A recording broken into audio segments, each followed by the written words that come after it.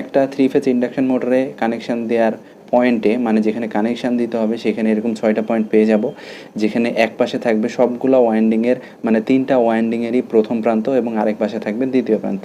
এরকম থাকতে পারে যে U1 V1 W1 এবং সেকেন্ড প্রান্ত থাকতে পারে V2 W2 U2। তো এখন এখানে যদি স্টার কানেকশান দিতে যাই তাহলে আমরা স্টার কানেকশানটা একটু দেখব। আমরা এখানে দেখতে পাচ্ছি যে 3টা ওয়াইন্ডিং বা 3টা কয়েল, প্রত্যেকটা কয়েলেরই 2টা প্রান্ত। যেমন এই কয়েলের এক প্রান্তের নাম হচ্ছে U1, আরেক প্রান্তের নাম U2, এবং এ কয়েলের এক প্রান্তের নাম হচ্ছে V1, আরেক প্রান্তের নাম হচ্ছে V2, এবং একইভাবে এ কয়েলের আরেক প্রান্তের নাম হচ্ছে W1, আরেক প্রান্তের নাম W2। তো স্টার কানেকশানের ক্ষেত্রে সবগুলা কয়েলের মানে 3টা কয়েলেরই সেকেন্ড প্রান্ত শর্ট করে দিতে হবে এক জায়গায়। এখানে আমরা দেখতে পাচ্ছি নিউট্রাল কানেকশন। তো নিউট্রালটা ট্রান্সফরমারের ক্ষেত্রে, এখানে মোটরের ক্ষেত্রে নিউট্রালের প্রয়োজন নাই। তো যাই হোক, এখানে সেকেন্ড প্রান্তটা শর্ট থাকবে এবং বাকি যে 3টা প্রান্ত থাকলো মানে 3টা ওয়াইন্ডিংয়েরই যে একটা একটা করে প্রান্ত, 3টার সাথে 3টা ফেজ কানেক্ট করে দিলেই স্টার কানেক্ট হয়ে গেল। তো এখন আমরা যদি মোটরের এই কানেক্টরটা খেয়াল করি তাহলে এখানে আমরা দেখতে পাচ্ছি যে এক পাশেই সবগুলা ওয়াইন্ডিংয়ের সেকেন্ড প্রান্ত দেওয়া আছে। তার মানে এই 3টা যদি আমরা শর্ট করে দিই আর এই 3টার সাথে 3টা ফেজ দিয়ে দিলেই এটা আমাদের স্টার কানেকশান হয়ে গেল। এবার দেখব ডেল্টা কানেকশানটা।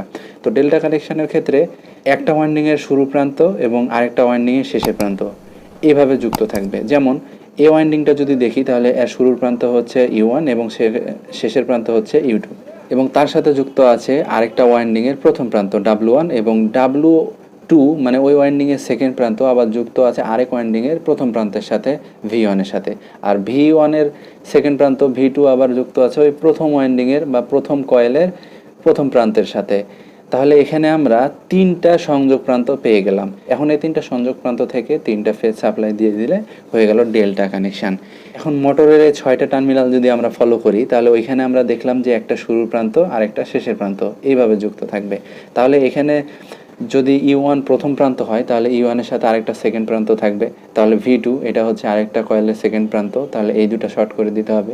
আর এখানে আছে V1, এখানে আছে W2, তার মানে এটা হচ্ছে এই যে V2 এখানে আছে, এই V2 এরই হচ্ছে প্রথম প্রান্ত এখানে, তাহলে এই প্রথম প্রান্তের সাথে W2 এটা হচ্ছে সেকেন্ড প্রান্ত আরেকটা কয়েলের, এই দুটো শর্ট করে দিলাম।